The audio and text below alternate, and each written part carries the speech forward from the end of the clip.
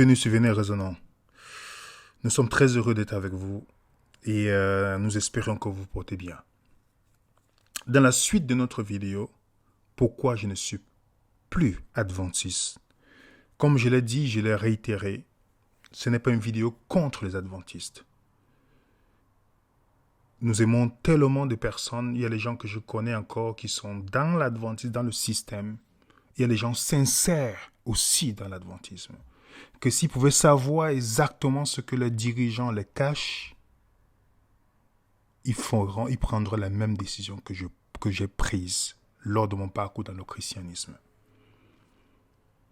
Donc il n'y a pas de problème, nous n'avons pas un problème. La preuve, on a des gens qui sont proches d'une manière familiale ou par les liens d'une autre manière qui sont adventistes. Alors, ce n'est pas contre quelqu'un. Il faut toujours préciser ça parce que c'est souvent mal interprété. Et moi, je parle à mon nom, pas au nom de l'équipe Venez Résonnant.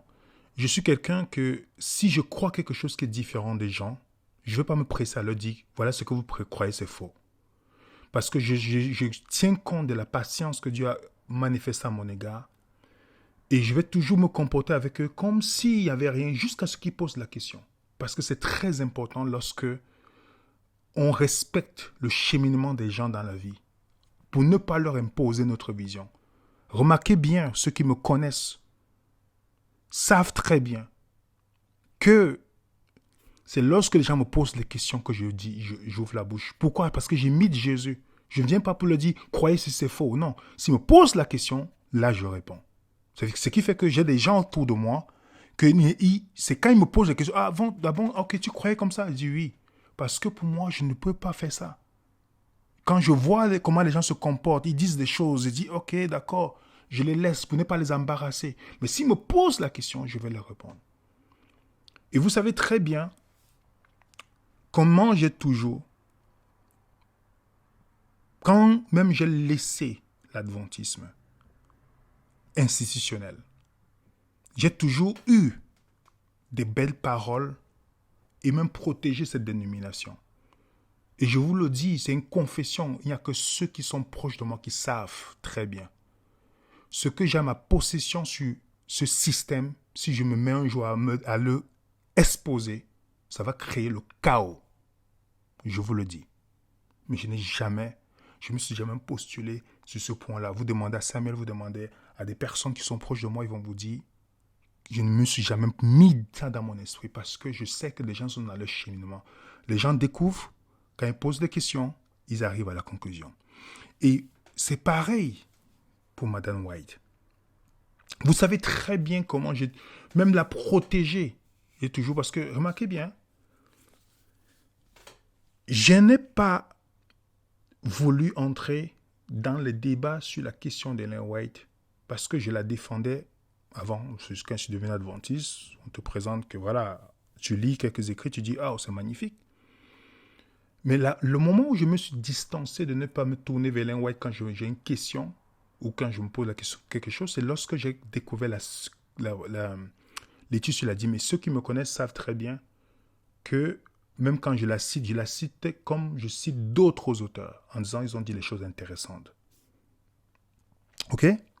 Donc, plusieurs adventistes qui nous suivent ou certains qui ne sont plus ont toujours posé la question, qui est Ellen White? J'ai fait cette vidéo-là que vous voyez pour juste, la seule chose qui m'intéressait, c'était de leur dire, voilà ce qu'elle a dit au sujet que vous devez vous tourner sur la Bible si vous l'étudiez. Pour ceux qui ont suivi la vidéo, sans entrer dans une controverse. Je ne suis pas là pour dire, oh, telle ou telle chose. Non, ça ne m'intéressait pas. Et ça ne m'intéresse pas, même jusqu'à aujourd'hui. Donc, le thème que je vais aborder aujourd'hui, c'est lorsque, tout récemment, dans une discussion téléphonique avec des gens que je respecte et qui pensaient que je ne voulais pas je les cachais quoi que ce soit, ou je ne voulais pas dire la réalité, c'est que j'ai commencé à pousser mon investigation pour corroborer, pour me dire, bon, est-ce que réellement ce que j'entends, je compare, est-ce que c'est biblique ou pas? Et même pas que la conversation que j'ai eue au téléphone, j'ai aussi quelqu'un qui est respectable dans le milieu et qui m'a dit, moi, je ne crois plus aux écrits d'Ellen White. Je dis, mais pourquoi tu me dis ça? Et il m'a donné quelques références. Et aussi cette chaîne, que le gars, c'est un ex-adventiste qui a fait ses propres investigations. Alors, curieux de regarder la vidéo, parce que tu te poses des questions, tu dis, bon, je vais regarder. Parce que je ne suis pas du genre qui, parce qu'on parle négativement de quelqu'un ou quelque chose, je ne vais pas les regarder. Ce n'est pas comme ça que ça fonctionne. Sinon, je n'allais jamais regarder tout ce qu'on m'envoie de négatif sur Ellen White ou sur Jésus, sur la Bible, sur tout. Moi, je suis quelqu'un, je ne suis pas endoctriné. Ça veut dire que je ne suis pas fermé. Même si je crois quelque chose, je garde toujours une porte d'ouverture que si je me suis trompé, je peux changer d'avis. Voilà mon attitude. Donc, pour me convaincre, il faut avoir les arguments. Si tu as les arguments, je n'aurai pas de problème de dire j'ai tort. Et le monsieur a fait la vidéo. J'ai envoyé la vidéo à quelques contacts adventistes qui prennent en considération les écrits des gens. Beaucoup n'ont pas regardé. C'est en anglais. Ceux qui parlent anglais. Ils ont dit, oh, je ne veux pas regarder quelque chose qui va affecter ma vision. J'ai dit, non. Regarde quand même. OK?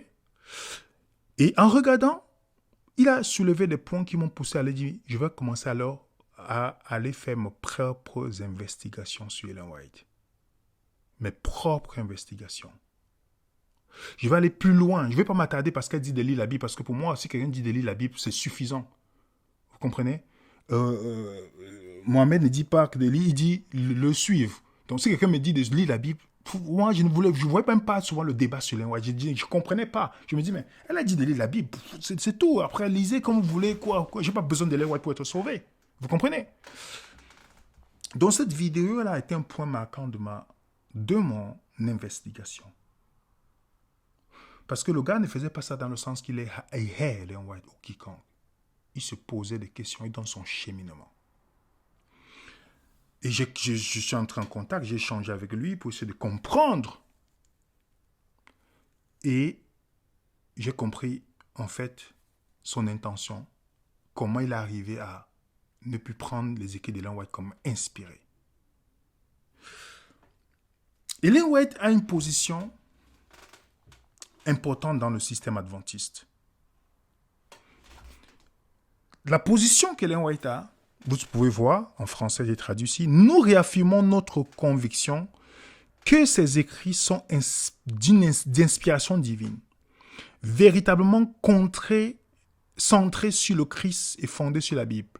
Plutôt que de remplacer la Bible, ils valent le caractère normatif de l'écriture, corrigent les interprétations inexactes de celles-ci dérivées de la tradition, de la raison humaine et d'expériences personnelles et de culture moderne.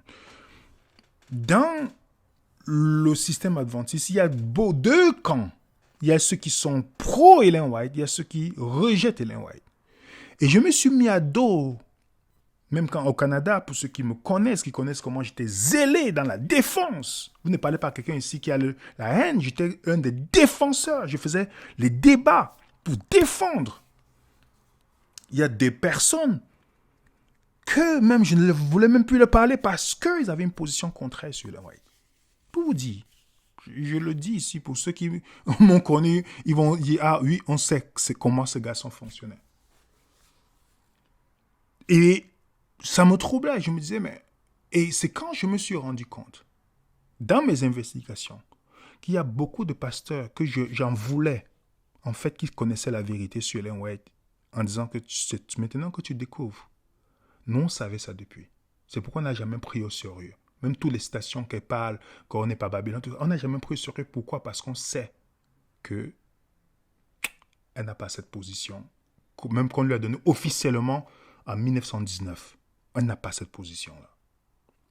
Et, vous savez, c'est toujours bien de toujours investiguer, de poser des questions. Je vais essayer de vous présenter des choses que j'ai vues sur Ellen White que je ne savais pas. Ou peut-être qu'on m'avait dit, mais que je n'ai pas pris en considération. Je commence d'abord pour vous montrer que Ellen White dit que le Saint-Esprit est l'auteur de ses livres et de l'esprit de prophétie. Je vais expliquer ça. Ellen White se considérait comme l'esprit de prophétie, ce qui est déjà dangereux. L'esprit de prophétie, c'est le Saint-Esprit. Ce n'est pas une personne. Un être humain, pardon. Vous comprenez? Et elle dit très bien que, parlant d'elle à la troisième personne, Sir White n'est pas l'auteur de ces livres. Il contient les instructions que Dieu lui a données au cours de son œuvre. Il contient la lumière précieuse, réconfortante que Dieu a gracieusement donnée à sa servante pour qu'elle soit donnée au monde. Ok? Elle dit qu'elle était touchée par le Saint-Esprit, se lever à 11h, minuit, à 1h pour écrire. Et elle précise, je vous ai donné dans la précédente vidéo, les instructions qu'il contient ne sont pas d'une production humaine. Donc, vous comprenez la position qu'Ellen White dit. Et une autre citation qui est aussi très frappante comme déclaration, elle dit combien ont lu attentivement le patriarche et prophète, la trahison des siècles, le désir des siècles, c'est-à-dire Jésus-Christ. Je souhaite que tous comprennent que ma confiance dans la lumière que Dieu a donnée demeure ferme, parce que je sais que la puissance du Saint-Esprit a manifesté la vérité et l'a rendue honorable en disant, elle prend Ésaïe qu'on attribue à Jésus, elle l'attribue à ses Écritures. Moi, j'ai dit, mais c'est pas possible. Ok, bon. Après, c'est pas grave, on continue. Pour certains, vont dire, c'est pas grave. Le Saint-Esprit a tracé ces vérités dans mon cœur, dans mon esprit de manière aussi indélébile que la loi a été tracée dans le doigt de Dieu sur les tables de pierre qui sont maintenant dans le lâche. Vous comprenez cette déclaration? Ok? Dans les temps anciens, Dieu a parlé aux hommes par la bouche des prophètes et des apôtres. En ces jours, il leur parle par le témoignage de son esprit. Vous comprenez bien ici ce que Léon a dit ici. Je ne sais pas si vous saisissez, les amis. Donc, en fait, Léon change quelque chose ici. À la fin des temps, ce n'est pas ses écrits. Donc, quand vous voyez beaucoup d'adventistes sincères, à qui vous présentez quelque chose, comment, par exemple, sur la dîme, ils vont vous dire, mais Ellen White a dit autre chose. Il faut comprendre d'où ça vient.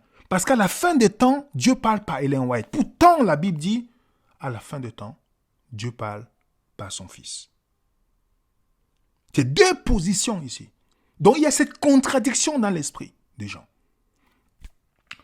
Et malgré cette contradiction, récemment, quand j'ai fait prophète majeur, prophète mineur, je l'ai fait encore parce que chez les gens, comme je dis, je l'ai fait encore pour établir un débat, pour dire, bon, Jésus est le prophète majeur.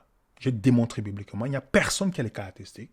Un prophète mineur, voilà, c'était encore dans l'optique, pour encore protéger les adventistes qui veulent croire qu'Ellen White est prophétesse. Pas dans le sens parce que je ne voulais pas investir, je ne voulais pas entrer dans les débats. J'ai dit, bon, je vais faire ça, bon, ok. Parce que la personne remettait en question. J'ai dit, bon, ok, si tu remets en question, voilà, au moins c'est un prophète majeur commet cette erreur, voilà, ça et ça. Encore toujours dans l'eau, toujours dans la bienveillance. Comme je vous dis, parce que je sais comment c'est difficile quand on a cru à quelque chose depuis des années.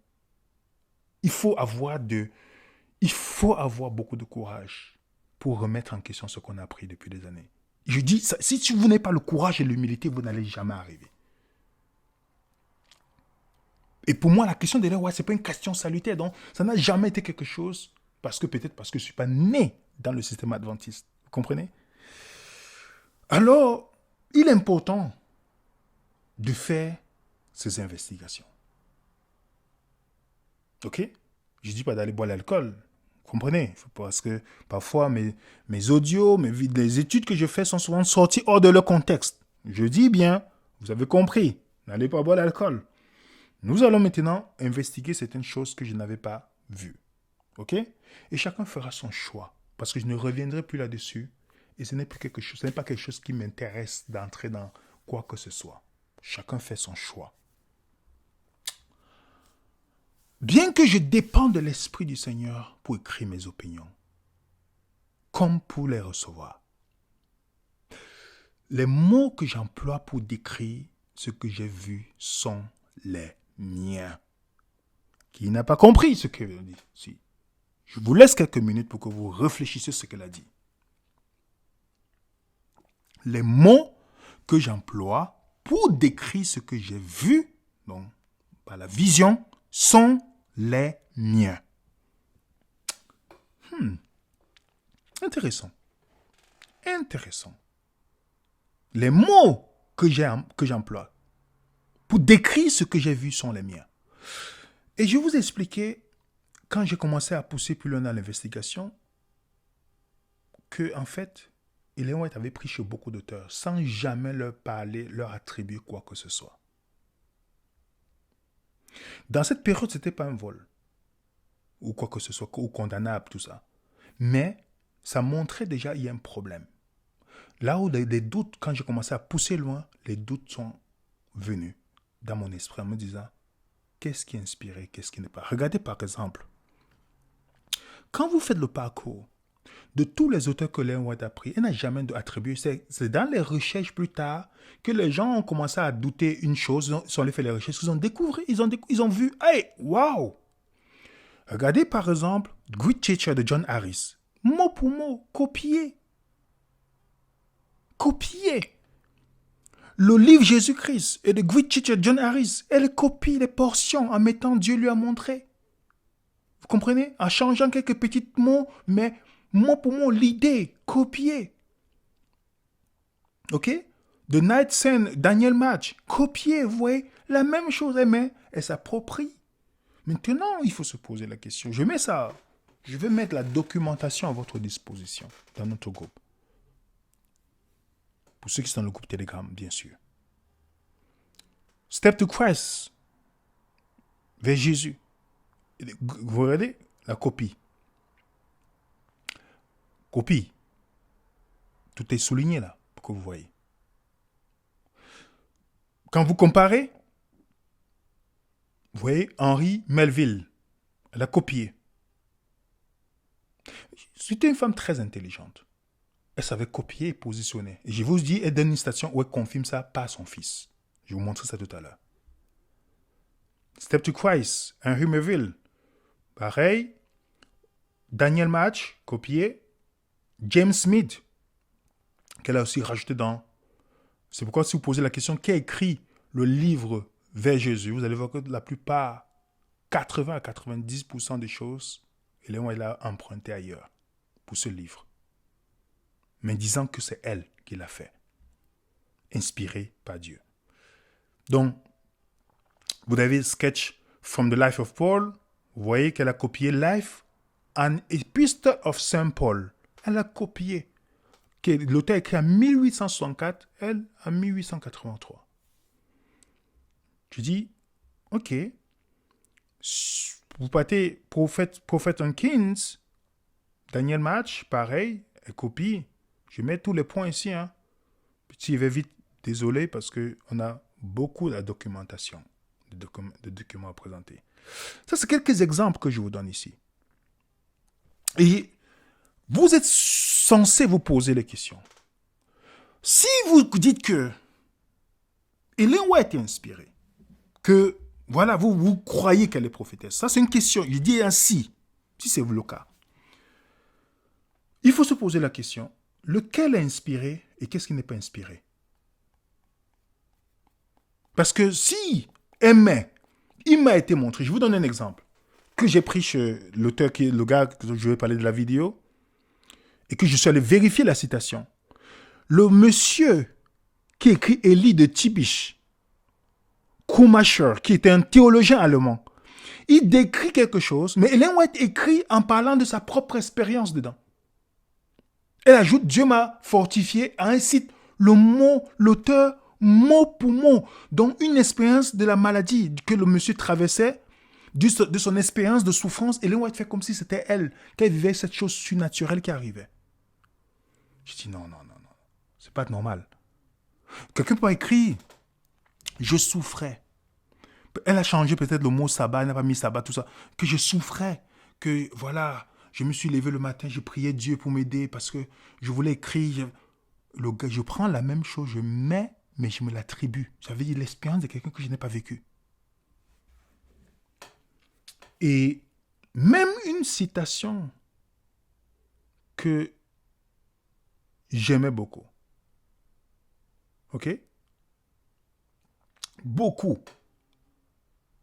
C'est une citation. Ellen White prend la citation de monsieur, elle écrit à Better Trick. La citation là que j'aimais beaucoup, je l'ai soulignée. Dieu sait toi ce qui est bon et essentiel pour ses enfants. il ne les conduit jamais autrement qu'ils ne souhaiteraient l'être s'ils étaient capables de voir aussi clairement que lui ce qu'il leur faut faire pour édifier les caractères, les rendant dignes des parvis célestes. Ellen White l'a copié chez l'auteur. Même ce site adventiste reconnaît qu'elle a pris chez l'auteur. Cet auteur-là, tu vois, le site reconnaît qu'elle a pris ses 42%, tous ces points-là. Mais cet auteur, c'est Friedrich Schumacher. Dans cette citation, elle n'a jamais dit que c'est de lui. Mais c'est plus tard que les gens ont commencé à faire l'investigation que la vérité a commencé à sortir au fur et à mesure. Alors, tu copies l'expérience de quelqu'un. OK? Et tu copies des personnes, tu ne l'attribues pas. Oui, je vous donne un exemple encore. Comment elle a copié chez cet auteur-là. Elle écrit, remarquez bien ce qui est en rouge là, elle écrit à Battle Creek, pour ceux qui connaissent l'histoire de Battle Creek, pour les réprimander.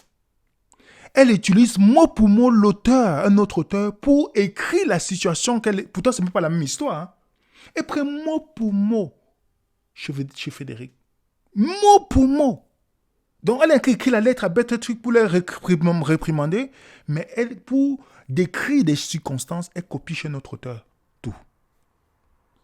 C'est quand même... Moi, c'est troublant. Vous avez The Great Teacher, John Harris.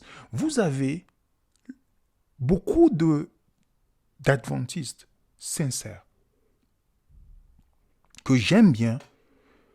Vont vous dire que c'est Dieu a inspiré Ellen White du message de la santé. Ils sont convaincus que c'est Dieu qui lui a donné. C'est normal parce que quand il y a le storytelling, quand on te raconte quelque chose que tu ne vérifies pas, et que c'est tellement beau, surtout quand on te dit qu'elle n'a pas terminé son école, elle n'était pas tout ça. Mais je vais vous montrer tout à l'heure. Ne vous inquiétez pas. En fait, le premier végétarien millériste, c'est Larkin Coles. Vous pouvez même vérifier, il a influencé Ellen White. Ellen White a pris beaucoup de choses chez le monsieur, disant que c'est Dieu qui lui a montré. Remarquez bien quand vous comparez ses écrits. De l'autre côté, elle dit, il m'a été montré, mais elle cite l'auteur. I was shown. Mais elle cite l'auteur mot pour mot. Parce que c'était quelqu'un qui était médecin. Il connaissait les choses sur le tabac, l'alimentation, tout et toutes les autres choses. Et Ellen White prend la même chose du monsieur. Elle le note dans son livre, quelques années plus tard, disant que Dieu lui a montré. Parce qu'Internet n'existait pas. Elle n'était pas consciente qu'il devait avoir Internet pour pouvoir découvrir ça, en fait. Vous voyez ça, les amis? Donc, comment tu peux savoir que c'est inspiré? Pourtant, ça vient, le monsieur n'a jamais dit que ça vient de Dieu. Mais tu prends le mot pour mot et tu dis que ça vient de Dieu. Donc, si tu regardes cette vidéo, je ne suis pas contre toi. Voilà les questions qui viennent dans mon esprit. Si tu as une réponse, toi qui écoutes la vidéo, et que tu as l'amour de Jésus, moi je suis quelqu'un, je serai le premier à venir ici et dire, je me suis trompé. Voilà, j'ai eu la réponse satisfaisante à ma question. Et avant de discuter avec vous, je vous ai dit, moi je luttais avec un pasteur, entre guillemets. Pourquoi? Parce que je pensais qu'il méprisait ses écrits. Pourtant, il connaissait la vérité depuis longtemps. Vous comprenez ça, en fait. Il y a même les contemporains d'Ellen White, comme Jane Andrews, qui doutaient de son don spirituel. Parce qu'il avait soupçonné qu'elle avait copié Paradis. Et c'était vrai, elle a copié. Il a dit non, tu es sûr que tu n'as pas lu ça? C'est dans le site d'Ellen G. White. Tu es sûr que tu n'as pas lu? Avec les descriptions, les détails que j'ai trouvés chez John Milton, dans le livre de Paradise Lost. Vous avez Ken Wright, qui a vécu avec eux. Et qui avait dit, si vous n'essayez pas de me détruire, je ne vais rien dire. Quand ils ont commencé à l'attaquer, parce qu'il a commencé à dire certaines choses, parce qu'il a vécu avec eux. Il était baptiste, après il est parti dans l'école adventiste, il a vécu chez les Ellen White.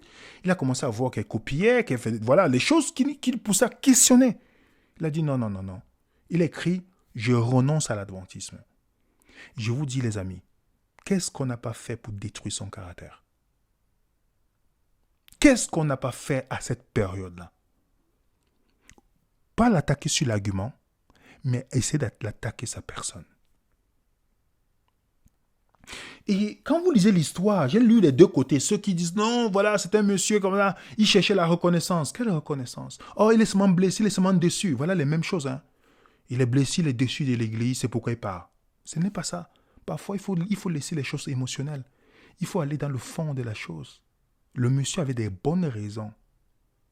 C'est pourquoi James White et Ellen White avaient peur qu'il parle, parce qu'il a vécu avec eux, chez eux. Il voyait tout, en fait. C'est pourquoi il n'a jamais pris en considération comme prophétesse. Comme inspirée, parce qu'il savait qu'elle prenait des autres auteurs. Faites vos propres investigations. C'est difficile.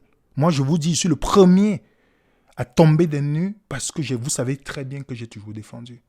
Mais c'est bien de vérifier, même si on est né dedans, de vérifier. Ok? Et vous voyez, c'est pourquoi, même la trahie des siècles qu'elle a pris chez Weil, J.L. Weil, vous savez, je vous ai donné l'histoire, vous pouvez vérifier. Il a fallu faire plusieurs éditions pour corriger certaines choses. Je ne vais pas entrer dans les détails parce qu'il faut étudier chaque livre pour voir comment elle a copié tout ça. Je vous dis, il y a le matériel pour ça, en fait. Ce que je fais là, je vous brosse un peu les idées. Et la deuxième personne qui est aussi pour se questionner sur l'inspiration d'Ellen White, c'est Walter Ray, qui était pasteur adventiste. Mais on a voulu attaquer sa personne sur autre chose, pas sur les idées qu'il émettait. Ce livre est encore disponible. Il a mis toutes les références où Ellen White a pris ses écrits. On a fait tout pour camoufler l'histoire, pour vouloir faire tout ce qui est possible pour détruire le cas, pour ne pas laisser un adventiste de pouvoir se poser la question. Pourtant, ce qui soulevait seulement les points pour dire, mais il faut qu'on examine. Comment tu dis que c'est inspiré de Dieu? Mais on voit que tu as pris mot pour mot chez tel auteur. Et d'autres disent, mais les apôtres ont copié, c'est tel autre. Mais dites-moi, est-ce que c'est la même chose ici? Les apôtres ont copié où? Quand Paul cite l'auteur grec, il dit comme quelques auteurs grecs. On est d'accord? Est-ce qu'on est d'accord? Donc, lui s'est questionné. Et là, il y a une grande question qui était en 1919. La conférence de 1919. Où il fallait voir si on devait mettre les écrits d'Ellen White comme inspiration ou pas. Et c'était fatal pour le mouvement, parce que le mouvement avait bien commencé. C'est-à-dire, quand tu voyais le mouvement adventiste qui avait commencé, c'était un mouvement, ce n'était pas une institution, comme vous voyez aujourd'hui, organisée avec la structure pyramidale, rien du tout. C'était un mouvement où les gens étudiaient. Ils se posaient des questions. Mais le fait qu'on a mis dans la discussion de maître, parce qu'Ellen White était influente avec son mari, on les a mis à cette position-là, c'était le point où l'adventisme a perdu beaucoup. Parce que les gens n'étudiaient plus, se référaient à Ellen White, puisqu'elle avait une autorité que Dieu parle à travers elle. Et son fils dit que sa mère avait la sagesse. Elle dit s'est vu promettre la sagesse dans la sélection des écrits des autres, qui lui permettrait de sélectionner les joyaux de la vérité parmi les déchets de l'erreur. Nous avons vu tout cela s'accomplir et pourtant, quand elle m'en a parlé, elle m'a averti de ne pas le dire à d'autres. Dans la lettre qu'il écrit quelques années plus tard que sa mère est morte en 1915, en 1920, il écrit à Andrews et lui explique ça. C'est son fils. Elle copiait ce qui était intéressant chez elle. Elle ne prenait pas tout 100%. Elle prenait beaucoup de choses intéressantes chez chaque auteur. Elle se l'attribuait. Vous comprenez? Mais pourtant, elle a dit, les mots que j'emploie pour décrire ce que j'ai vu sont les miens. Alors, comment croire ça, en fait? Je ne dis pas que... Je ne suis pas en train de casser du sucre ou pas. C'est une interrogation. Si on est sincère, on doit se poser la question. Si on voit mot pour mot copier, après tu dis, tout ça vient de toi ou ça vient de Dieu. On voit copier. Est-ce qu'on doit se poser la question, qu'est-ce qui est inspiré dans ces écrits? Et comment faire la différence? Comment faire la différence finalement? Voilà une question importante. Est-ce que j'ai le droit de me poser la question? Ou on est en dictature? Est-ce qu'on a le droit de se poser la question au moins? Est-ce que, en tant que chrétien, on a le droit? Puisqu'elle a dit, ce Wad n'est pas l'auteur de ce livre. Il contient les instructions que Dieu lui a données au cours des heures. Si Dieu t'inspire, est-ce qu'il a besoin que tu copies chez quelqu'un d'autre comme ça? Quand vous voyez Matthieu écrit, quand il cite Ésaïe, il dit, comme le prophète Ésaïe a dit. Vous lisez Actes chapitre 2. Dieu a dit dans les derniers temps, comme le prophète Joël a dit. Et là, on n'a jamais donné le crédit. Elle ne voulait même pas donner le crédit aux gens où elle a pris. Même questionner, j'ai une citation où elle ne voulait même pas qu'on questionne ces écritures. Pourtant, elle dit que les instructions sont venues de quoi? D'une production, ne sont pas la production humaine. Et quand vous allez encore loin dans les tests avec les Écritures, je vais vous donner quelques exemples. Elle dit tout ce qui concrétise la parole de Dieu, nous pouvons en être sûrs, vient de Satan. Ok? Et il y a une chose qui m'a poussé à me poser aussi des questions. C'est cette citation. L'anxiété des anges semblait intense pendant que Jésus communiait avec son Père. 3 fois, il fut enfermé dans la lumière glorieuse du Père. Et la 3e fois qu'il sortit, sa personne pouvait être vue. Son visage était calme, libre de toute perplexité et de tout trouble. Brillait d'une bienveillance et d'une beauté que les mots ne peuvent exprimer. Il fit alors savoir à l'armée angélique qu'un moyen d'échapper avait été aménagé pour l'homme perdu. Il leur dit qu'il avait plaidé auprès du Père et qu'il avait offert de donner sa vie en rançon et de prendre sur lui la sentence de mort afin que par lui-même l'homme puisse trouver le pardon. Les amis, si vous êtes quelqu'un qui étudie la Bible, ça peut vous troubler. Si vous êtes quelqu'un qui n'étudie pas la Bible, vous allez dire que c'est rien. Et je peux comprendre. Mais si vous étudiez, vous êtes troublé par cette scène qu'elle raconte. Il a fallu que Jésus aille supplier le Père 3 fois. 3 fois pour plaider auprès du Père pour qu'il le laisse aller mourir. Qu'est-ce que Pierre dit, l'agneau de Dieu, immolé dès la fondation du monde? Qu'est-ce que ça dit au caractère de Dieu? Qu'il a fallu que Jésus aille plaider. Pourtant, on a dit, Dieu a tant aimé le monde qu'il a donné. Je ne sais pas comment vous le situez, mais si vous avez étudié un peu le caractère de Dieu, ce n'est pas une bonne chose. Et encore plus loin, Dieu est le Père du Christ et Christ est le Fils de Dieu. Christ a reçu une position élevée, il a été rendu égal au Père. Vous comprenez? Il a été rendu égal au Père. Donc quand vous voyez les antitrinitaires, dont beaucoup sont sincères et qui ne croient pas que Jésus, qui croient que Jésus est une créature engendrée dans le passé, ils appuient sur les citations d'Ellen White. Posez-leur la question, il va vous donner. Même si ce n'est pas biblique, posez-leur la question, il va vous dire. Ils ont des raisons pour lesquelles ils croient ça. Et beaucoup te montrent des citations. Vous lisez l'histoire de la rédemption, la page 11. Vous voyez la même chose. Que après Jésus, il y avait Lucifer. À un moment donné, Dieu a appelé en disant qu'il va rendre Jésus égal à lui-même. Et c'est pourquoi Lucifer est jaloux. Vous pensez que ça ne pousse pas à vous poser des questions?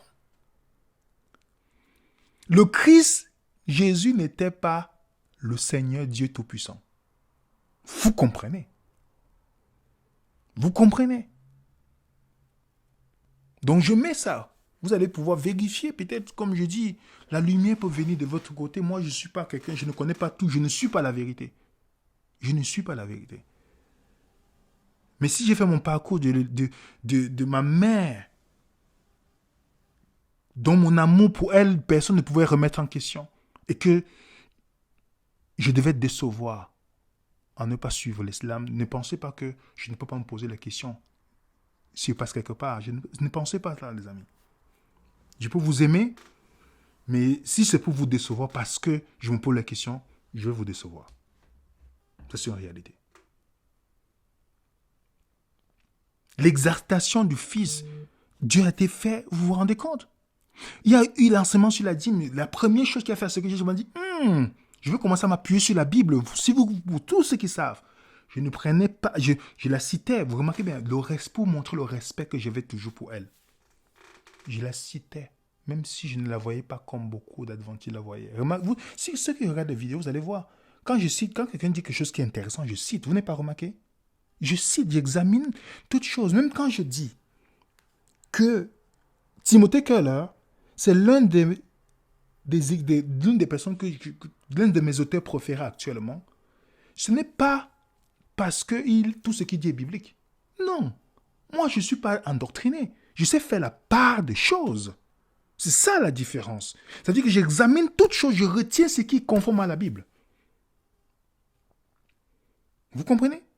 Et Ellen White, si vous dites que vous lisez que Ellen White, que c'est seulement elle, alors posez-vous la question, elle a copié chez qui? Ces gens ne gardaient pas le sabbat. Chez le près de 88 auteurs, ils ne gardaient pas le sabbat. Vous avez compris, les amis? Vous avez compris? C'est une question qu'il faut se poser. Donc, indirectement, vous lisez aussi les auteurs du dimanche. Si c'est ça la rhétorique, vous lisez les auteurs du dimanche. Parce qu'elle s'est inspirée d'eux. Et eux n'ont jamais dit qu'ils écrivent ça parce qu'ils sont inspirés du Saint-Esprit. Mais elle a pris ses écrits disant que ça vient de Dieu. Donc la dîme était le premier point que j'ai dit, bon, je vais me tourner, puisqu'ils sont trompés sur ça, ça veut dire qu'il faut que je me tourne vers la Bible. Voilà ma première démarche. Vous demandez à toutes les personnes qui vont me dire, voilà ma première démarche. Mais je n'ai jamais dit quoi que ce soit sur l'Enway, quoi que ce soit, même que tu crois pas. Moi, ce n'était pas mon problème, en fait. Pour moi, quand j'ai fait mes études, c'est la Bible. Dès la dîme, j'ai dit, il faut que je revoie tout. Désapprendre pour y apprendre. Je vais tourner tout. Remarquez bien pour ceux qui ont vu les étapes de nos vidéos. La dîme de nos revenus est sainte pour l'Éternel. Le Nouveau Testament ne rétablit pas la loi de la dîme. Remarquez bien, elle dit quelque part que le Nouveau Testament ne rétablit pas la loi de la dîme. Mais l'autre côté, elle dit la dîme appartient au Seigneur et ceux qui s'en mêlent seront punis. Ok? De la perte de leur trésor dans le ciel. Un autre endroit, pour ceux qui ont vu la citation que j'avais montrée, elle dit clairement que dans la vidéo que vous allez voir, pourquoi je ne suis pas adventiste, elle dit que la dîme existait depuis le jardin d'Éden. Le jardin d'Éden, depuis la période d'Adam, avant Moïse, bibliquement, ça n'a pas de sens. Et je peux vous donner beaucoup de choses que bibliquement, ça n'a pas de sens. Que si tu lis, tu dis, mais quelqu'un qui est inspiré et que l'Esprit de Dieu ne se contredit pas, vous allez vous poser la question si vous allez vous appuyer pour étudier ou pas. Les prophéties, par exemple, est-ce qu'elle a donné les fausses prophéties? Oui, elle a donné les... Vous regardez, pourquoi il y a une discussion sur la question de la porte fermée dans l'adventisme? Au point, on écrit des rapports tout le temps pour vous dire non, c'est pas vraiment ce qu'elle voulait dire. Pourquoi? Parce qu'il y avait de quoi elle avait dit que la porte est fermée. Oui. Donc ça poussait des personnes, la porte de la grâce fermée a pris fin le 22 octobre 1844. Elle avait dit ça. Donc maintenant on essaye, voilà, écrire des choses, tout et tout, mais il faut qu'on soit clair. Tout le monde peut commettre des erreurs, on est des humains. Mais si tu te prends la position de prophète, tu ne peux pas dire ça en fait. Vous comprenez les amis? Vous avez Ellen White et le Chicago Building Vision. Vous pouvez taper Google, vous vérifiez. Comment les gens disent, ah non, il avait donné une prophétie, mais ce n'est pas arrivé. Vous tapez le document, vous allez regarder. Le document est disponible sur Internet. Vous regardez l'argument, ce qu'elle a donné et ce qui est arrivé. Vous avez par exemple, Ellen White dit, le Seigneur m'a montré, dans une vision, que les maisons et les terres seront d'aucune utilité. Je vous ai parlé de ça dans la vidéo que vous allez voir, pourquoi je suis adventiste. Elle dit, j'ai vu que c'était la volonté de Dieu que les saints se libèrent de toute charge et se débarrassent de leur maison. de leur taire avant que le temps de détresse n'arrive et concluent ainsi une alliance avec Dieu. Est-ce que vous savez que beaucoup de gens ont vendu leur maison? Mais Ellen White et son mari n'ont jamais vendu. Et dès ce moment-là, ils sont devenus bien riches. Parce que les gens ont vendu, ils ont mis à la disposition, disant, ils mettaient à la disposition de l'œuvre. J'ai vu que certains avaient été obligés de disposer leurs biens dans le passé parce qu'ils pensaient que Jésus devait venir. Dans leur période, les gens commençaient à vendre leurs biens. Mais ça a changé. Et quand vous lisez la deuxième fois où elle dit qu'elle a vu le 27 juin 1850, mon ange qui m'accompagne a dit le temps est presque fini donc, parce qu'il y avait une étude que Joseph Beth avait faite démontrant que 1851, Jésus pouvait venir. Alors, elle anticipe en disant qu'elle a une vision où Dieu lui montre ça. Et elle dit, j'ai vu qu'il y avait une grande œuvre accomplie pour eux et peu de temps pour le faire. On est ici au juin 1950. Et vous voyez la même citation dit, tandis que je voyais, je souligne en jaune, maintenant le temps est presque écoulé. Ce que nous avons appris pendant des années, ils devront apprendre dans quelques mois. Ils auront également beaucoup à désapprendre et beaucoup à apprendre. Et apprendre. Donc voilà, Joseph Beth, qui fait sa prophétie, qui fait le truc parce que, je vous rappelle, beaucoup d'adventistes ne savent pas, ce n'est pas Ellen White qui a découvert le sabbat. C'est Joseph Beth. Après, Ellen White dit qu'elle a la vision que Dieu a confirmée. C'est toujours comme ça. Quelqu'un dit quelque chose, elle dit qu'elle a la vision pour confirmer ce que la chose a dit, quand c'est biblique ou pas. Vous comprenez? Donc, elle dit, voilà, Jésus va venir. Il n'est pas venu. Et jusqu'aujourd'hui, le temps, si l'ange lui a dit, le temps est fini dans leur période, regardez le temps dans lequel nous vivons. Si c'était fini dans leur période, regardez, il est combien d'années? Elle est morte en 1915. Nous sommes en 2024. C'est une question. Si quelqu'un, un adventiste qui est solide, peut me montrer, je ne suis pas fermé pour ça. Le 23 septembre, j'ai vu que la carte de 1843 était dirigée par la main du Seigneur et qu'elle ne devrait pas être modifiée. Et que les figures étaient telles qu'il les voulait et que sa main était levée et cachait une erreur dans certains chiffres. Pourquoi Dieu a besoin de fonctionner avec l'erreur? Pourquoi Dieu a besoin? C'est la carte de Miller de 1943, puisque beaucoup pensaient que Jésus venait en 1844. Pourquoi Dieu a besoin de faire ça? Voilà une question que je me suis posée. Pourquoi il a besoin de cacher d'abord une erreur? Pourtant, Dieu est dans la vérité. On dit son caractère est dans la vérité. Vous lisez Exode 33. Et puis, Jésus n'est pas venu. Voilà maintenant ce qu'elle dit plus tard. Dieu a conçu pour prouver, pour tester son peuple. Sa main couvrit une erreur dans le calcul des périodes. Donc, maintenant, c'est Dieu qui voulait les tester pour voir. Moi, je ne vois pas un Dieu comme ça dans la Bible. Ok? Dieu n'a pas besoin de prendre l'erreur pour tester. Non, on n'a pas besoin de ça, en fait. Donc, c'est pourquoi, dans la démarche, qu'elle s'est dit, si tu es prophète et que tu dis quelque chose, ça doit arriver. Ok? Je ne sais pas si vous comprenez. La citation que je vous parlais sur la dîme, c'est ça. Le système de la dîme remonte bien au-delà de Moïse.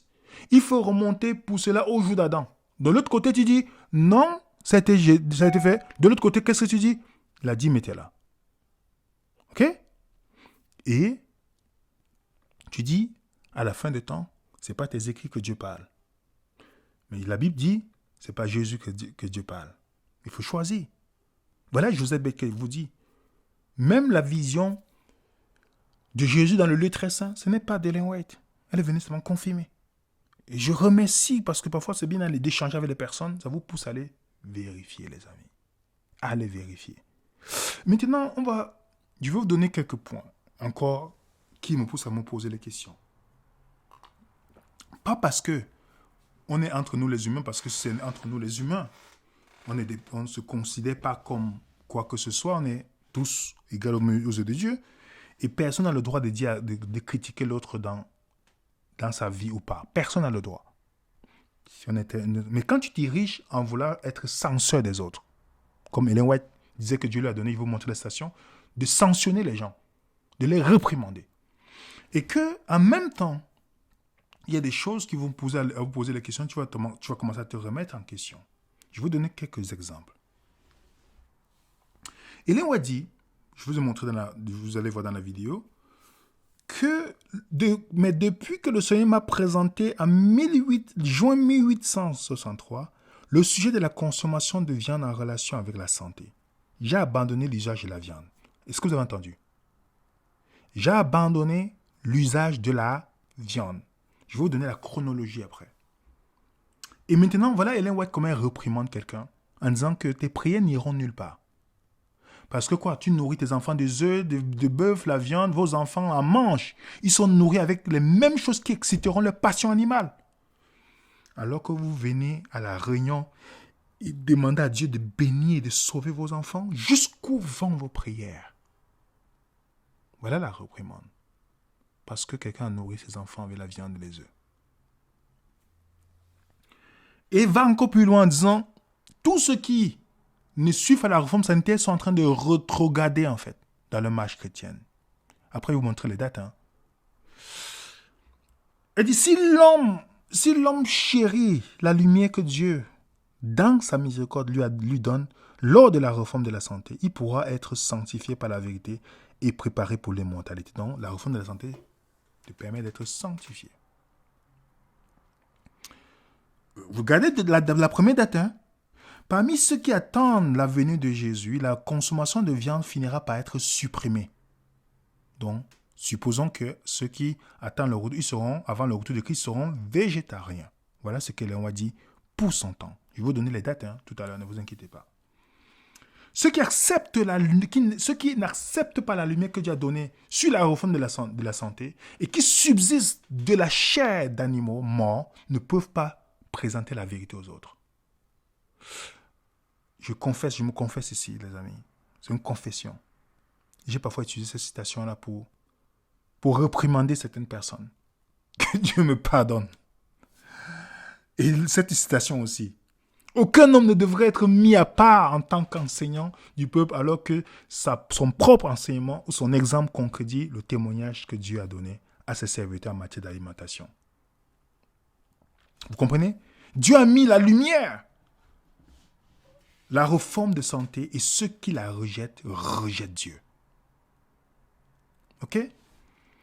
Beaucoup de ceux qui ne sont aujourd'hui qu'à moitié convertis sur la question de la consommation de la viande quitteront le peuple de Dieu pour ne pas plus marcher avec eux. Mais vous savez, Ellen White mangeait la viande entre-temps. Elle a eu la vision en juin 1863. Je vais vous donner les dates. Vous lisez l'article, c'est un site adventiste. Moi, je ne suis pas là pour jeter le crédit. Je vous dis, je respecte le mouvement. L'institution, je ne suis pas d'accord. Je ne serai jamais d'accord. Je respecte le mouvement. C'est pourquoi vous remarquez bien, je prends les points, je vous présente, je dis, allez vérifier. Parce que je ne suis pas là pour jeter le sucre sur quoi que ce soit. Afin que quiconque comprend ma position, si vous ne me parlez pas, c'est votre choix. Si vous êtes chrétien, vous n'allez pas fonctionner comme ça. Si vous êtes autre chose, comme des pharisiens, vous allez fonctionner autrement. Ça, c'est tout. Et continuez à manger la viande. Je vais vous donner les dates maintenant. Donc, j'ai mis l'article pour que vous allez vérifier. Donc, prenez le temps d'aller vérifier. Ne croyez pas ce que William vous dit. Je ne suis pas la vérité. Je suis un pécheur. Et ceux qui me connaissent savent que j'ai besoin d'un sauveur tous les jours. Regardez bien la date. Ellen White a dit qu'elle a reçu la vision à quel âge? À quelle date? 18 juin? En juin combien? Juin 1863. Est-ce que vous savez qu'elle a demandé qu'on lui apporte les huîtres en 1882? Elle demandait à son fils, à ce dernier, que Willy eût son amère et vieux. Si vous pouvez acheter des boîtes, disons une douzaine de bonnes tomates, faites-le. Nous en aurons besoin. Si vous pouvez nous procurer quelques boîtes de bonnes huîtres, procurez-les. En 1800, elle dit, moi j'ai vite contrôlé cela, mais quand l'égoïsme de tuer les animaux pour satisfaire mon appétit fut présenté pour une femme catholique, je vais revenir là-dessus, je passe rapidement, ne vous inquiétez pas, je vais revenir là-dessus. Ok? Écoutez ce qu'Ellen White dit, je ne prêche pas une chose et n'en pratique pas une autre. Je ne présente pas à mes auditeurs des règles de vie à suivre alors que je ne fais une exception dans mon propre cas. Voilà ce qu'elle dit. Okay. Voilà la chronologie de la réforme sanitaire. Première chose. Elle a eu la vision en quelle année? 1863. On a lu ça ensemble, n'est-ce pas? 1865, la vision de la réforme de la santé devient une partie intégrante du message des trois anges. Je mets la citation devant vous. Donc, Apocalypse 14, Ellen White dit, le message de la santé, c'est dedans. Intéressant. En 1868, les prières, la réprimande, elle dit à la dame que ta prière n'ira pas dans le ciel parce que tu donnes la viande et les œufs et le beurre à tes enfants. Ta prière ne montera pas au ciel. En 1868, elle a reprimandé la dame là. Je suppose que la dame là n'a pas bien dormi.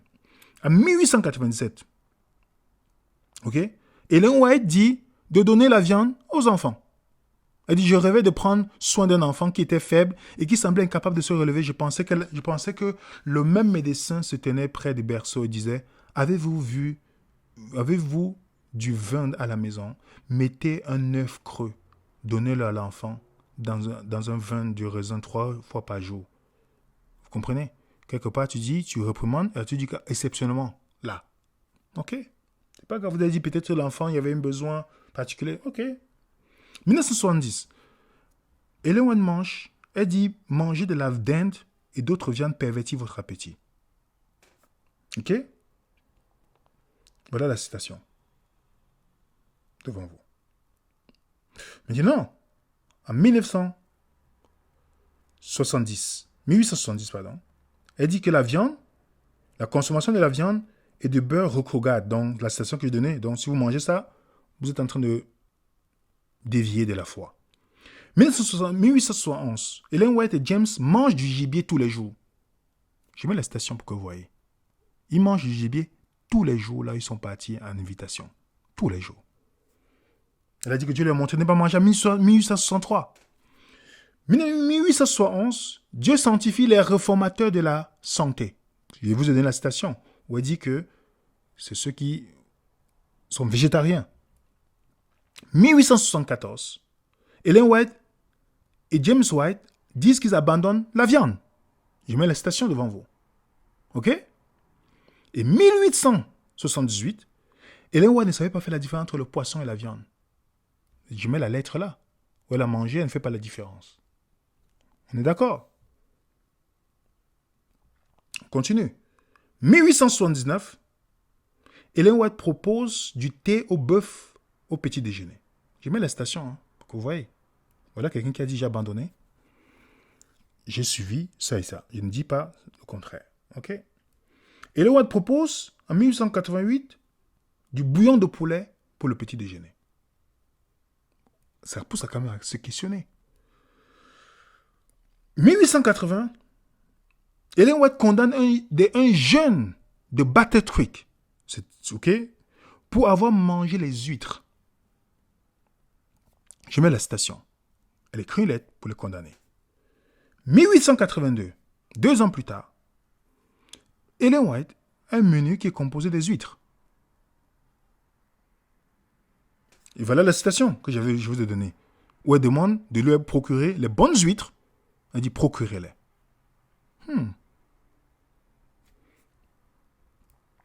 1888, elle dit je ne prêche pas une chose et ne pratique pas dans la citation que j'ai donnée. C'est en 1888.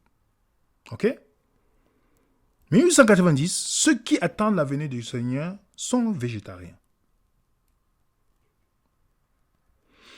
1891, Ellen White mange à nouveau les huîtres ainsi que le beefsteak de bœuf et de crevettes. Donc, vous avez vu? Il y a même sa secrétaire, Fanny Bolton, qui écrit une lettre pour dire que elle ne pratiquait pas la réforme sanitaire. Elle ne pratiquait pas. Et Ellen White écrit pour dire non, mais son fils dit plus tard, oui, il a mangé la viande, mais elle n'a pas mangé les crevettes. Ellen White dit non, je n'ai mangé ni l'un ni l'autre, mais son fils plus tard dit oui, elle a mangé la viande, mais elle n'a pas mangé les crevettes. C'est la lettre de Fanny Bolton. Après, il y a Willie White qui répond. Donc, il faut vérifier l'histoire. 1894, Ellen White abandonne la viande. Ok? 1894. Donc, combien d'années? 31 ans. Et dans la date, hein, je peux vous donner la citation. Hein, je vais vous donner la citation. Voilà la citation. Depuis le camp meeting de Brighton, j'ai banni absolument la viande. Et puis, ici, elle dit quoi? C'est grâce à une femme catholique. Je vous ai donné la citation déjà. Je le relis pour que vous voyez. J'ai une famille nombreuse qui compte souvent 16 personnes. Il y a des hommes qui travaillent les charrues, qui battent des arbres, tout. Ça, c'est pas ce qui m'intéresse.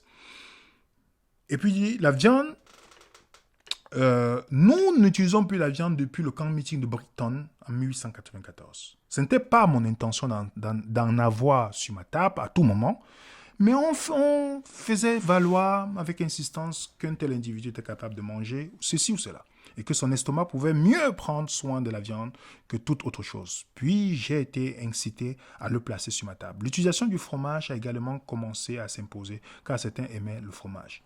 Mais j'ai vite contrôlé cela. Mais quand l'égoïsme de tuer les animaux pour satisfaire un appétit pervers m'a été présenté par une femme catholique agenouillée à mes pieds, j'ai eu honte. J'ai été affligé. Je l'ai vu sous un nouveau jour et j'ai dit, je ne fréquenterai plus le boucher, je n'aurai plus de chair de cadavre sur ma table. 31 ans.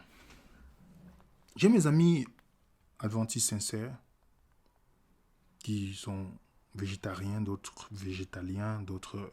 Moi, je le suis, hein, comme je vous ai expliqué, avant de connaître l'adventiste qui m'a, je le dis, dans le fait qu'ils ont fait la promotion de la santé, moi qui étais enclin à la santé avant de devenir, ça m'a propulsé, ça m'a aidé à pousser encore plus loin pour dire, oh, ok, il y a les normes bibliquement qui sont claires ici avec la santé. Ça, c'est bien. Et j'ai des gens qui sont végétariens parce que j'ai des gens que je connais, que quand un adventiste te rencontre, il dit, si tu n'es pas végétarien, tu ne peux pas être sauvé. Parce qu'il y a d'autres qui ne sont pas convaincus. Ils mangent de temps en temps la viande. Et je vais vous dire une chose. À tous mes amis adventistes, vous savez très bien l'amour que j'ai pour vous. Si vous suivez Ellen White, vous ne pouvez pas suivre à moitié. Rien que ce qu'elle a dit, même si elle ne pratiquait pas, que vous dites que vous croyez, vous devez suivre, vous devez être comme elle en fait. Manger, ça veut dire que vous devez suivre ce qu'elle dit, même si vous n'êtes pas comme elle. Vous devez vous habiller décemment sur qu'on voit vos parties. Vous devez pas mettre les bijoux. Il y a des choses que si vous suivez les écrits d'Ellen White, vous ne ferez pas. Ça serait comme si vous dites, je crois en Jésus, mais je fais le contraire en fait. C'est ça. Ça veut dire que si vous croyez qu'elle est inspirée, et je respecte si tu crois, et que tu ne suis pas tout ce qu'elle dit, avec les réprimandes qui viennent là, ce que je ne sais pas si tu crois vraiment. Parce que croire, tu crois que Dieu existe, tu fais bien. Les démons croient aussi, Jacques le dit. Quelle est la différence? Parce qu'elle-même, elle n'a pas mis en pratique. 31 ans pour devenir végétarien. Végétarien, pas végétalien. Hein. C'est pas comme si végétarien, 31 ans, en mangeant les fruits de mer, que tu savais très bien qu'à un moment donné, ce n'était pas mangeable. Elle le faisait. Donc c'est une question. En 1898, elle nous dit, Ellen White dit, après des années de consommation de la viande, que manger de la viande n'est pas bon pour le moral. Quand elle disait moral, pour la moralité en fait. Donc quand les disciples mangeaient la viande là, c'était des pécheurs quoi, ils sont pour la moralité. Et puis elle dit que Dieu elle a fait une proclamation selon laquelle les mangeurs de viande ne peuvent pas présenter la vérité. La citation que je vous ai donnée tout à l'heure là, que j'utilisais moi-même souvent. Ok? En 1903, elle dit ceux qui rejettent la réforme de la santé rejettent Dieu. Donc si vous mangez la viande de temps en temps là, et que vous croyez que ce qui sort de la bouche d'Ellen White là, ça vient de Dieu, les amis, tout doit être reformé. C'est soit, vous savez que elle disait quelque chose de son temps comme ça, et que voilà, comme toute personne peut dire quelque chose, c'est un choix. En 1909, elle affirme qu'elle était une fidèle de la réforme sanitaire. Vous comprenez? Elle affirme, est-ce qu'elle était une fidèle de la réforme? Non. En 1902, elle dit les mangeurs de viande vont quitter le peuple de Dieu. Donc, ça sera une séparation. Donc, si vous mangez la viande souvent, Ellen White ne vous considère pas comme le peuple de Dieu. Ils vont quitter la viande. Ils vont quitter. Vous avez vu ça, les amis? Je ne sais pas si vous comprenez. Parce que Ellen White disait que tandis que le Seigneur s'est manifesté par l'esprit de prophétie, pas elle, comme elle se considère l'esprit de prophétie.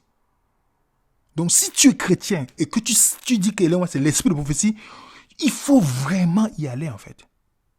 Elle dit le passé, le présent et l'avenir ont été déroulés devant moi. Il m'a été montré des visages que je n'avais jamais vus. Et des années plus tard, je les ai renoncés quand je me suis trouvé en leur présence. J'ai parfois été brusquement arraché au sommeil avec un sens très vif des sujets qui précédemment avaient été présentés à mon esprit. Ellen White disait toujours les choses pour faire comme si elle avait une expérience avec Dieu. Parfois, elle copiait l'expérience d'autres personnes. Je vais vous montrer un exemple. Je vais vous donner plusieurs exemples. Et regardez ce qu'elle dit, hein, ce qui est souligné en jaune. Une puissance m'a obligé à désapprouver, à censurer des péchés auxquels je n'avais jamais pensé. Cette œuvre des 36 dernières années est-elle d'en haut ou d'en bas? Ellen White avait cette truc dans ses lettres de reprendre les gens, de les réprimander pourtant, comme la dame qu'elle a repris pour la viande, pourtant elle ne mettait pas en pratique. Donc si tu crois qu'elle est inspirée, que tout vient de Dieu, de ce qu'elle a dit, alors je pourrais te dire, ne goûte plus rien du tout. Sois végétarien. Parce que bon, moi je suis végétalien, c'est pas à cause de Ellen White, mais dit, sois végétarien, ça c'est le minimum en fait, parce que c'est ça qui est conseillé comme le peuple de Dieu d'après elle. Et je vais venir sur une question. Une question aussi qui, lorsque je suis devenu adventiste,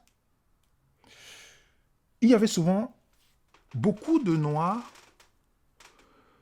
qui reprochaient Ellen White. Mais moi, je ne comprenais pas. Parce que moi, je ne connaissais pas si elle était blanche ou noire. Donc pour moi, vous savez, moi, je suis né en Afrique, et ma famille a immigré au Canada. Donc, la question du racisme, je vous le dis honnêtement, c'est quand je suis devenu adventiste que je l'ai vécu. Pas avant.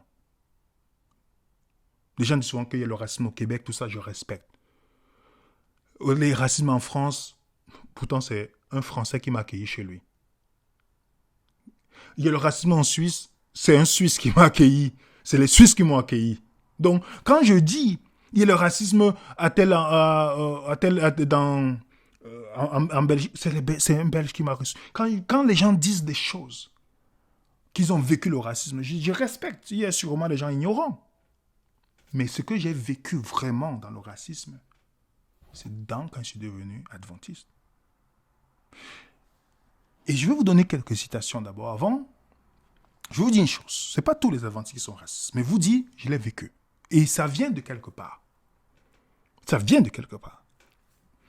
Et c'est maintenant que j'ai compris, dans la recherche, j'ai dit, je comprends pourquoi, quand je me suis baptisé, certains noirs qui ont quitté la dénomination adventiste reprochaient qu'elle était raciste.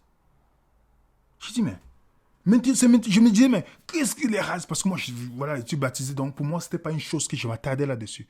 C'est avec le recul que j'ai compris. Et il y a un gros mouvement de Noirs qui ne lisent pas les écrits de Ellen White à cause de certaines citations. Bien que les dirigeants adventistes veulent justifier maintenant en voulant dire non, ce n'est pas ce qu'elle voulait dire. Je vous dis, les amis, c'est écrit en anglais. Peut-être vous, en français, on va vous manipuler facilement. C'est écrit en anglais. Je vais vous donner quelques citations.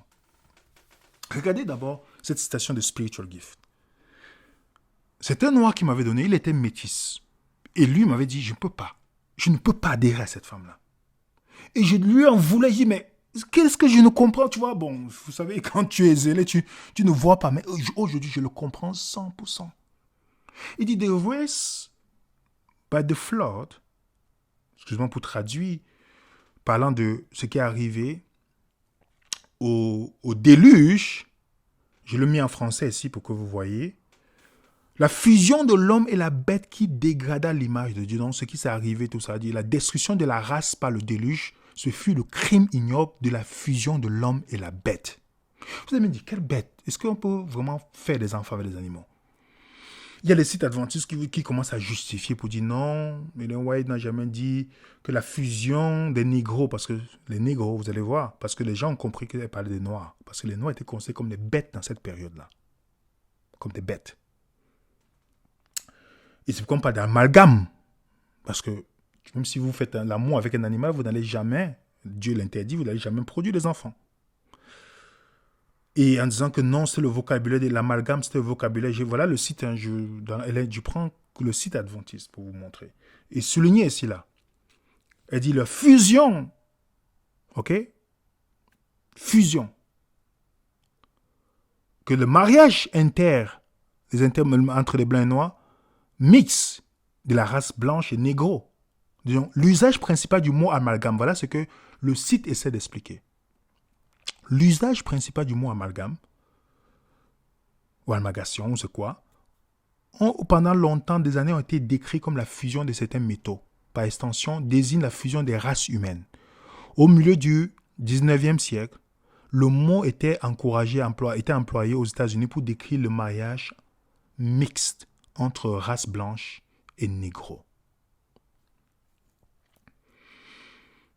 Vous allez me dire, mais pourquoi Ellen White n'est pas pour le mariage des blancs et les noirs? Elle avait dit qu'elle a vu dans la vision, c'est spiritual gift que je vous ai donné là. Le contemporain d'Ellen White, après, il a quitté l'adventisme. Ok? Il était un ancien pasteur méthodiste, parce que Ellen White était méthodiste. Brinkerhoff. Il dit, cette vision enseigne que la race noire n'est pas humaine. Il nie cette accusation, mais nous laissons le lecteur décider par lui-même. Voici ce qu'elle dit. Depuis le déluge, il y a eu une fusion de l'homme et la bête, comme on peut le voir dans les variétés presque infimes d'espèces dans certaines races d'hommes. Mais que devons-nous entendre par certaines races d'hommes? Elle ne nous a pas informés dans ses écrits. Elle nous laisse le soin de corriger les stigmates de la fusion là où nous le jugeons opportun, mais l'interprétation a été révélée. Elle l'a dit à son mari et il l'a fait savoir à l'ancien Ingraham et il a divulgué le secret à l'écrivain que Sir White avait vu que Dieu n'avait pas créé les Darkers. Le monsieur après il a laissé la foi parce qu'il a compris que en fait elle parlait de l'homme blanc et l'homme noir, dans le mariage intermix. Et le mot amalgame c'était utilisé justement parce qu'on interdisait les blancs et les noirs de se marier. Vous pouvez voir Abraham Lincoln utilise la même expression parlant des races. Ok? Parce que les noirs étaient vus comme des animaux dans cette période-là. Donc quand elle ne pas d'amalgation, c'est amalgame, c'est parce qu'elle ne voulait pas, les noirs considérés comme des animaux ne devaient pas se mettre avec les blancs. Et il y avait ce racisme, même dans certains écrits. C'est pourquoi j'ai laissé en anglais. Parce qu'en français, j'ai laissé en anglais. No one, personne n'est capable de définir les propres positions des gens de couleur. Les gens de couleur. Je me dis, ah non, il y avait le gouvernement dans ce temps-là, on va venir. Les gens de couleur ne devaient pas être mis en égalité avec les gens blancs. Vous comprenez? Je conseille la suite de la citation.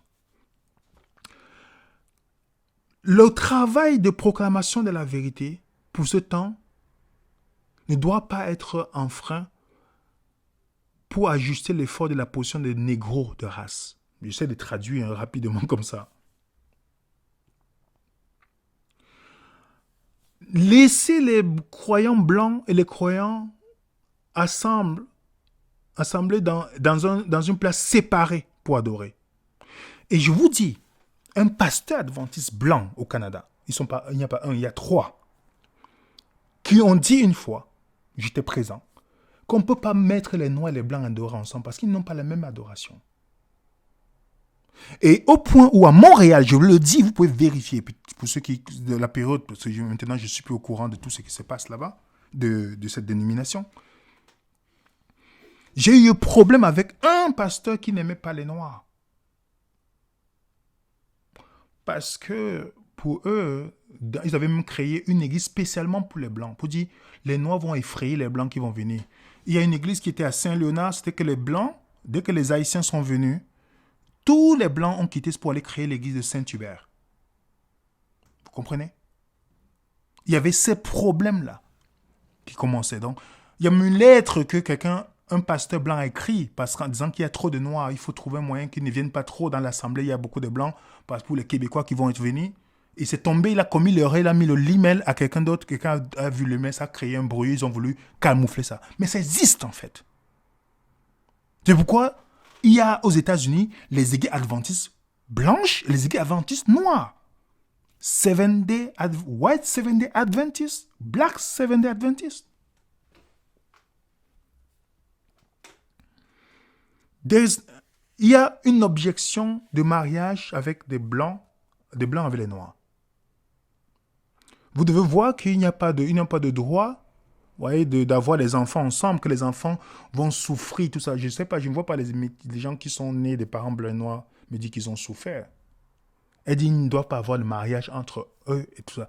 Pourquoi dire cela en fait? Vous allez me dire, le contexte de cette période, voilà ce que j'ai tout entendu. Oui, on devait les tuer. C'est faux. C'est pas qu'ils devaient les tuer, c'est que les noirs n'étaient pas considérés.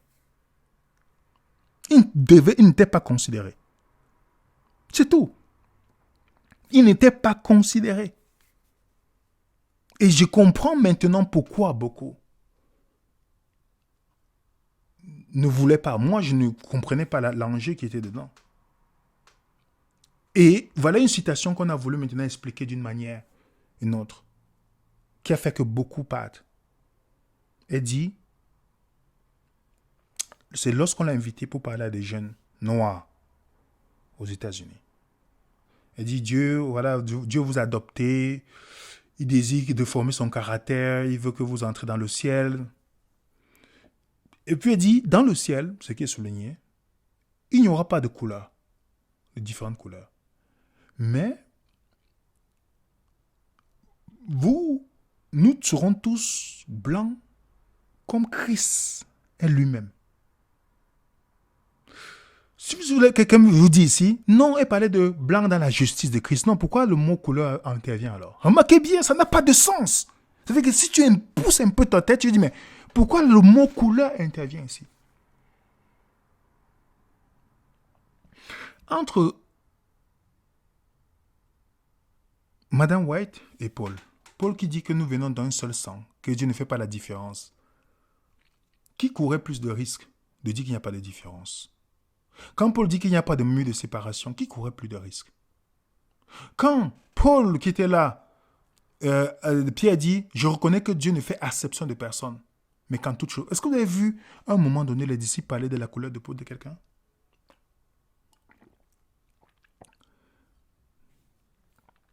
C'est une question qu'on doit se poser, qui mérite qu'on se la pose.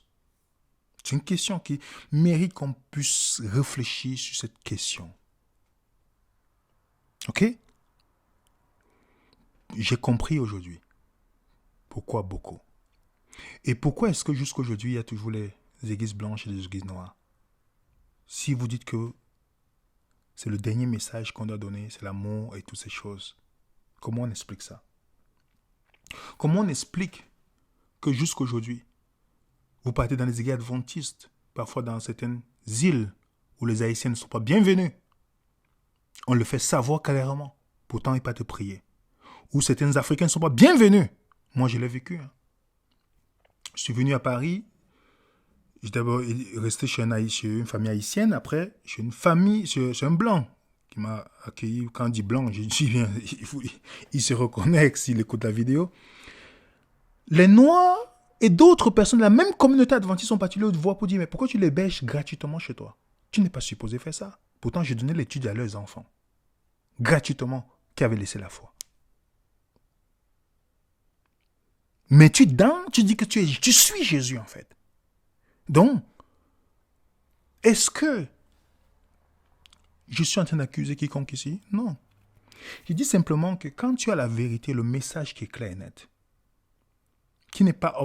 C'est parce que, comme je vous ai dit, le moment où ils ont décidé de dire qu'on va prendre l'autorité des écrits d'Ellen White, beaucoup de amis adventistes, vous allez voir dans la vidéo de demain, sont bloqués sur le sceau de Dieu à cause d'Ellen White, pas parce que c'est biblique.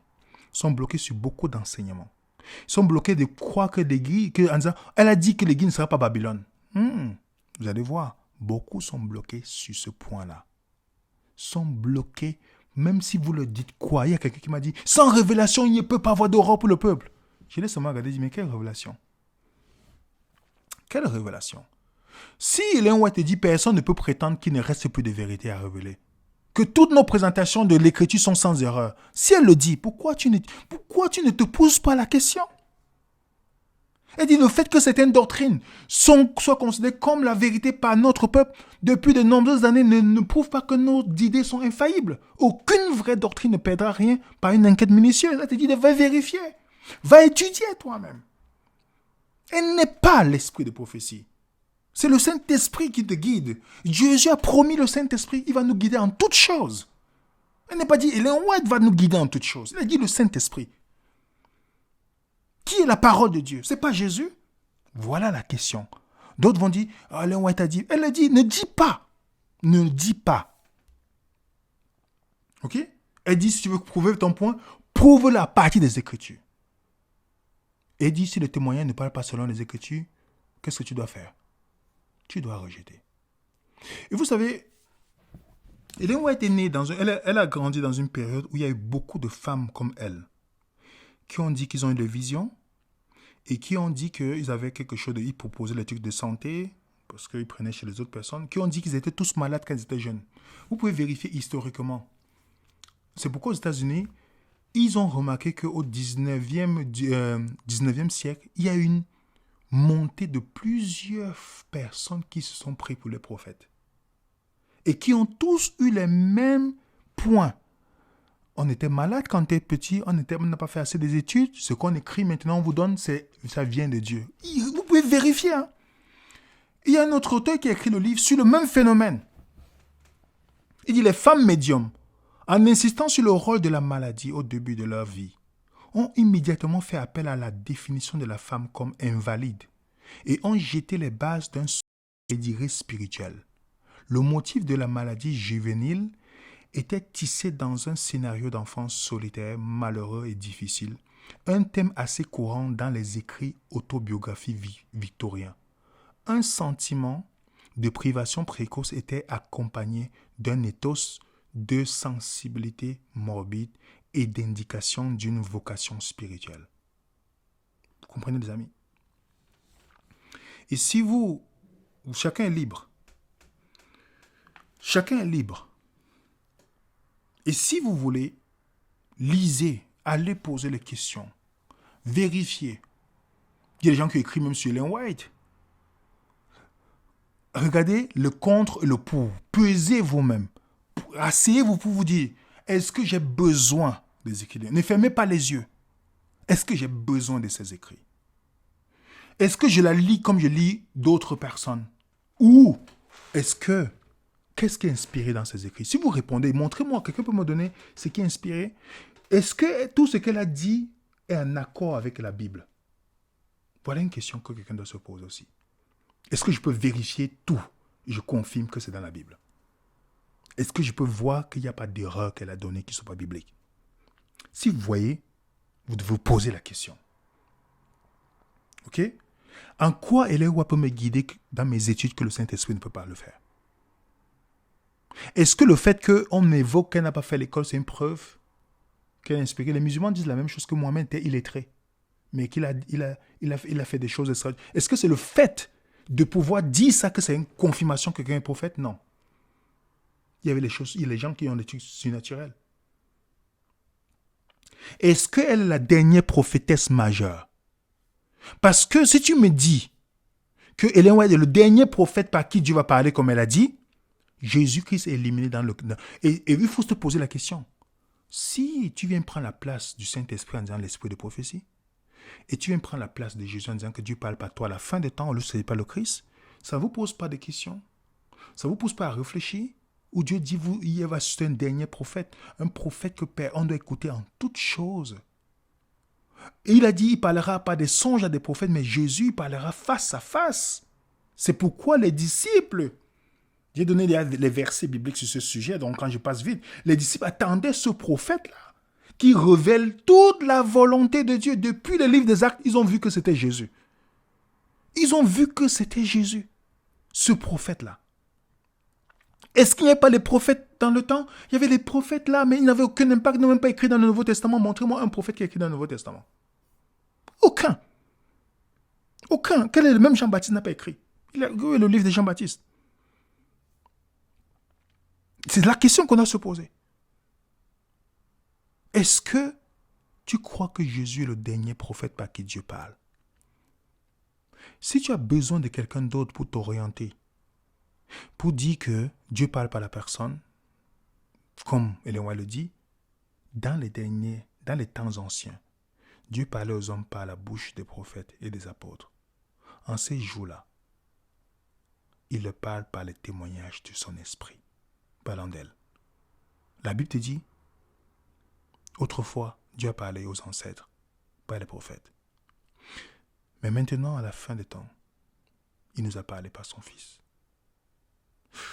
C'est à toi de choisir. Si le salut, ce n'est pas Jésus ou ce n'est pas Ellen White, c'est à toi de choisir. Qui est-ce que tu vas prendre comme autorité? Parce que le fait que ce mouvement avait bien commencé et de mettre Ellen White comme ça va devenir une épine. Une épine dans cette dénomination. Pourtant, il y a des choses intéressantes. Mais ça va devenir une épine. Il y a des choses qui ne sont pas bibliques à cause de la position. Vous comprenez? Le fait de la mettre à ce niveau. Et moi, je ne suis pas du genre. Ça veut dire, comme je le dis souvent, si quelqu'un peut me démontrer le contraire, moi, je fais partie des gens qui défendent. Si quelqu'un peut me démontrer, moi, j'ai vu, il y a des choses qu'elle dit qui ne sont pas compatibles avec la Bible. Je le dis et c'est vrai. Je ne vais jamais aller... C'est parce que les questions sont venues, les gens posent. Vous allez voir, moi, je ne suis pas quelqu'un qui cherche à imposer ma vision aujourd'hui. Je partage avec vous. Si quelqu'un n'est pas d'accord, fine, c'est son problème. Mais je ne vais jamais haïr quelqu'un parce qu'il ne pense pas comme moi. Je ne vais jamais manifester ce que j'ai appris dans ma marche chrétienne. Parce qu'au début, quand on est pharisien, on est ceci, on est... Mais c'est quand j'ai compris, et c'est quand je suis sorti de ce système que j'ai rencontré Jésus. Et que j'ai commencé à comprendre que ce que Jésus va regarder, c'est comment je traite mon prochain. Même quand je suis en désaccord avec mon prochain. Et quand j'ai vu le comportement de ceux qui disent qu'ils ont la saine doctrine, de certains qui disent qu'ils ont la saine doctrine, qui ne te parlent pas parce que tu ne penses pas comme eux, qui te vilipendent parce que tu ne penses pas qu'eux, qui cherchent à te détruire. Je n'ai jamais vécu ça dans toutes les dénominations où je suis parti. On a essayé porter ma atteinte à ma vie. Je n'ai jamais vu ça que lorsque je suis devenu adventiste. Détruire tout et voler de détruire toute ta vie, tout ce qui est possible. Et ces mêmes personnes pas te prier. Ces mêmes personnes pas te jeûner. Ces mêmes personnes pas te chanter. Et se dit chrétien. Si tu as la capacité de faire ça à ton prochain, et pensant que tu es en train de faire justice à Dieu, tu es en train de rendre,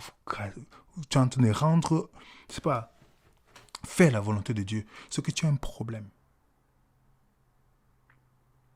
Et tout simplement, personne ne vient te chercher pour te dire, si tu as péché, voilà comment on va te sauver. Tous derrière toi. Quand tu contactes quelqu'un, il fuit. Tous contactent, tu fuis. Tu dis, donc tu comprends maintenant. Le but, quand tu n'es pas d'accord avec quelqu'un, on doit te détruire. Donc, moi, aujourd'hui, je vous donne ma position. Et vous savez toujours ma position. Même quand, voilà, je ne suis jamais allé chercher toutes les autres choses. Pourquoi? Parce que mon objectif, c'était la Bible. La Bible seulement. C'est ça qui m'intéresse. Étudier la Bible. Quand je citais les... Remarquez bien, je l'ai cité même récemment. Je cite les auteurs. Mais je ne savais pas à quel point elle avait pris. Je ne savais pas qu'elle avait pris autant chez les auteurs, en fait. Non, je ne savais pas qu'elle était allée jusqu'au point même de citer l'expérience de quelqu'un en disant que c'est elle. De toutes ces contradictions bibliques, je pensais que c'était seulement la dîme, mais c'est au-delà. Je vous dis pas faire une étude. Regardez, je suis à 1h et quelques, presque 20 minutes et quelques pour une vidéo. Ce que je ne fais pas habituellement. Imaginez le nombre de matériel que j'ai encore. Mais je ne veux plus revenir sur ce point-là. Sola Scriptura, c'est la seule chose qui m'intéresse. Et comme je dis, le but de la vidéo n'est pas que quelqu'un quitte sa dénomination, pas. Les adventistes sont à sauver, les baptistes, tout le monde est à sauver, moi, je suis à sauver. Voilà une chose. Moi, dans l'évangélisation, j'essaye de discuter avec un catholique. J'essaie de discuter avec un évangélique. Avec un adventiste, j'essaie de discuter. Avec un musulman, j'essaie de discuter parce que pour moi, le plus important, c'est de présenter Jésus. Et que les gens soient libres. Moi, je parle de moi, je ne dis pas aux gens, si demain, je vous le dis, que le mouvement adventiste dit, nous allons rentrer dans la Bible, on va faire ça et ça biblique, je suis le premier à vous dire, allez-y. Parce que pour moi, je vous dis qu'il peut y avoir les problèmes quelque part. La question que je dois me poser, est-ce que c'est la vérité qui est prêchée? Parce que ce n'est pas un problème qui va me faire partie. Même si tu me persécutes comme tu veux, si c'est vrai, je reste. Même si c'est, peu importe, parce que c'est la vérité. Même la vérité, la question est là. Et je ferai l'étude pour démontrer c'est quoi le reste. J'ai fait le saut de Dieu, j'ai fait certaines... Si vous voyez que c'est biblique, bibliquement, vous nous montrez. Je ferai l'étude spécialement pour ça. Parce qu'il y a cette idée qui est bloquée dans la tête des personnes qui dit le mouvement prophétique de Dieu. Et je veux vous montrer, Bible à main, et même les textes d'Ellen White, où elle dit le contraire de l'autre côté. Je vous montrerai que ce n'est pas le mouvement prophétique de Dieu. Qu'est-ce que Dieu voulait susciter? Il voulait susciter des gens qui étudient et qui rentrent à la base de la Bible. Et Ellen White est venue comme un frein, justement, à ça. Parce qu'elle a pris une position du Saint-Esprit et celle de Jésus. Et ce qui fait que beaucoup de mes amis adventistes aujourd'hui sont affectés par ça. Parce que le jugement s'est aligné sur la pensée d'Ellen White. Pas sur la Bible. La preuve, demandez-leur. Quand vous posez une question biblique. Sur le sceau de Dieu. Ézéchiel 20, verset 20 à 12. Exode 31. En disant c'est le sceau de Dieu, le sabbat. Posez la question, vous allez voir. Combien de dîmes il y a dans la Bible? Posez les questions, vous allez voir. C'est là où vous allez comprendre. Vous allez comprendre. Donc allons-y les amis, posons-nous les vraies questions. Étudions la Bible.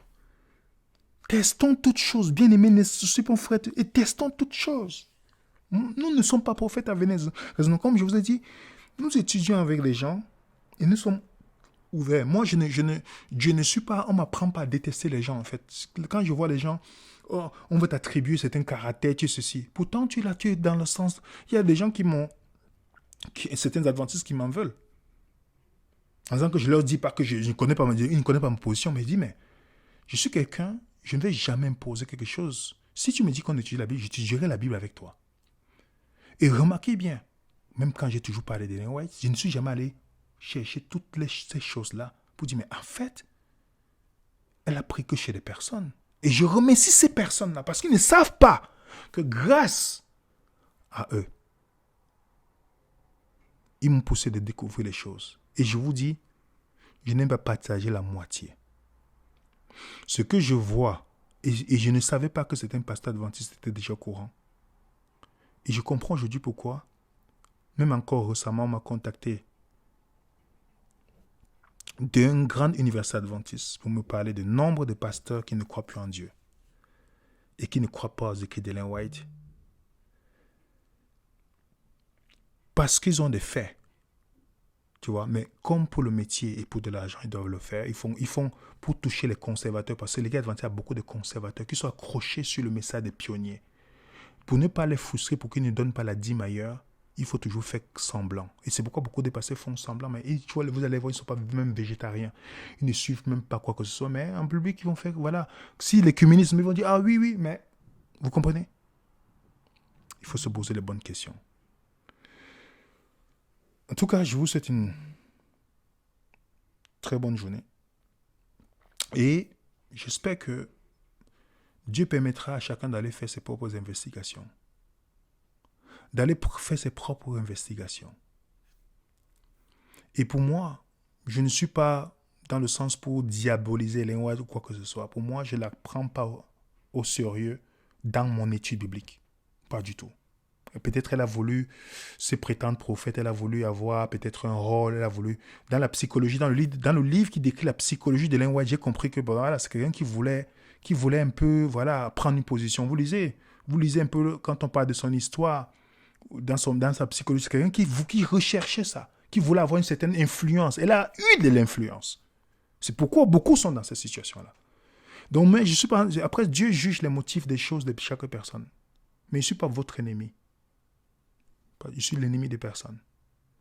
Je ne suis pas quelqu'un qui... Si quelqu'un me fait du mal et me dit, oui, je reconnais que j'ai fait ceci, moi, je passe à autre chose parce que pour moi, c'est ça le plus important. Vous comprenez? Donc, étudions et que chacun puisse avancer. Pour moi, la Bible, sola scriptura. Ellen White, je ne la prends pas comme une référence quand j'étudie, c'est-à-dire pour déterminer ce que je crois. Ce que je crois, je dois le prouver par il est écrit. Et si vous voulez croire que Dieu parle à la fin des temps par Ellen White, je vous respecterai, je vous aimer, même si vous croyez comme ça. Mais moi, c'est Jésus et le Saint-Esprit, mon enseignant. Que la paix du Seigneur soit avec vous. À très bientôt. Suivez les raisonnements.